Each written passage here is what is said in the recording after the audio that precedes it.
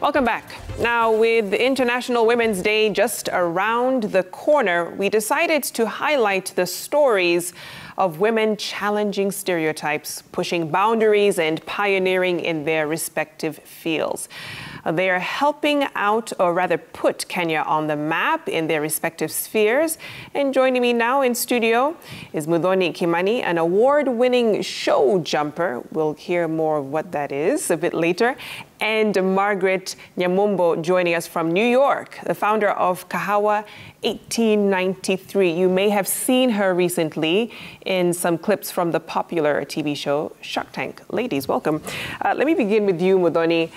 Amazing, amazing feat that you've managed to achieve at just 19.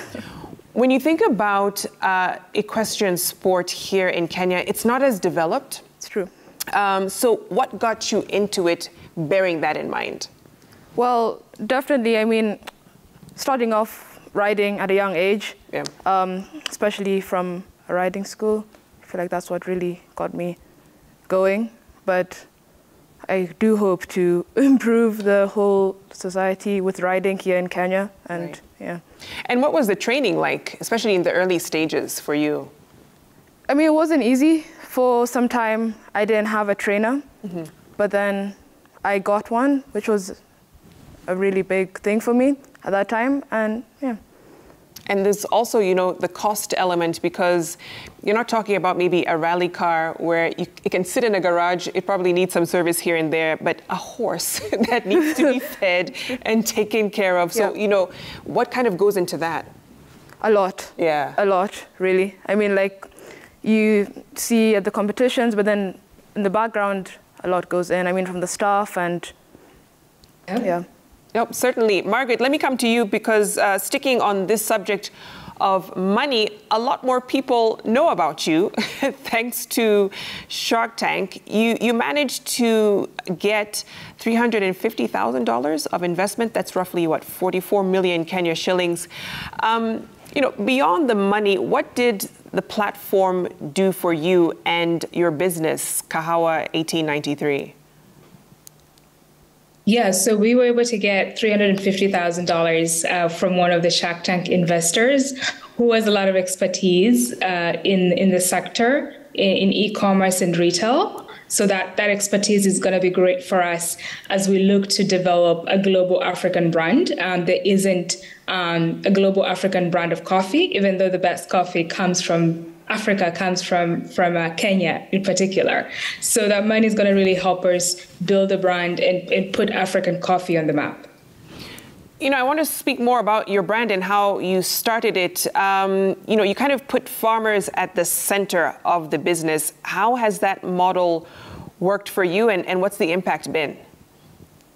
Yeah, so my personal experience was growing up on my grandfather's coffee farm. So I come from a coffee growing family. When I wanted to build a coffee company, I wanted to make sure that we centered farmers because very often when we talk about coffee, we talk about the roasting side, the trading side, but there wasn't a lot of representation in terms of farmers. And in particular, growing up, what I noticed was that a lot of the work on the farm was actually performed by women. And so when I looked at the coffee industry, it was very male-dominated. And so I wanted to make sure that women were well represented, that their labor was highlighted, and they could also benefit and be compensated accordingly. You know, Muthoni, I want to come back to the whole issue of training. You mentioned how it was a struggle in the early days. Yeah. You were admitted into a very exclusive jumping school in Italy, the first young African woman to do so.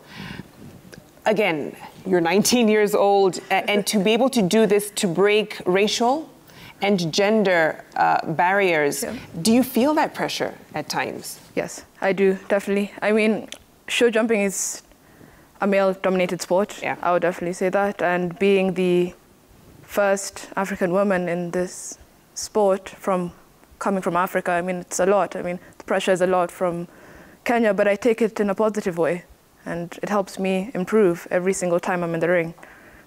Certainly, and I know you have big dreams. The Olympics yes. Are in your sights. So what does it take to get to that level? A good horse, I would say. It's very similar to Formula One. I mean, you have a good car, then you win the race. Also, with a good horse, you perform to the standards which you want to. Right. So. I know there's a lot of young girls watching you this evening and are probably thinking, yeah, I want to do what she's doing. What does a typical day of training look like for you? Well, I train normally from around 8 to 12. And then I'm back at the stables in the afternoon to stretch my horse and walk around to move his legs. And you know, it's not all fun and games. I can imagine you've shared before on different platforms how you've had some pretty serious accidents. One that almost kept you off of the saddle for good. You know, take us through some of those moments and how you overcame. Well, it wasn't easy at first. Yeah. I mean, I had to go through mental coaching, and getting back in the saddle was tough. But in the end, I got there. I would definitely say there are more challenges because you fall all the time. So it's just being able to pick yourself up and keep going. No, absolutely. And Margaret, let me come to you just to talk more about your journey. You were born here in Kenya. You went to the Harvard Business School, graduated. You now live in New York, running a successful business.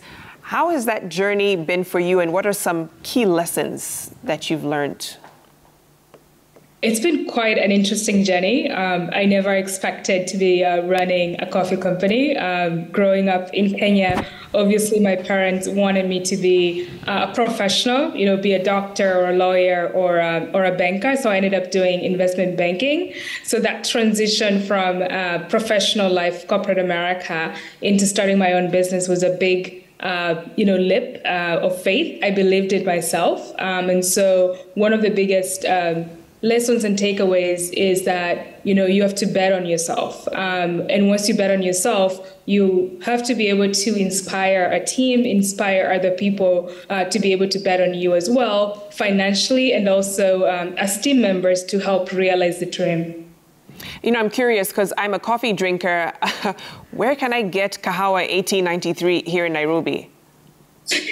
We actually currently don't sell in Nairobi yet. I know. That's something we're working on, and hopefully you'll be able to enjoy the coffee in Nairobi very soon. Right. And before we wrap up, you know, where do you want to take the company?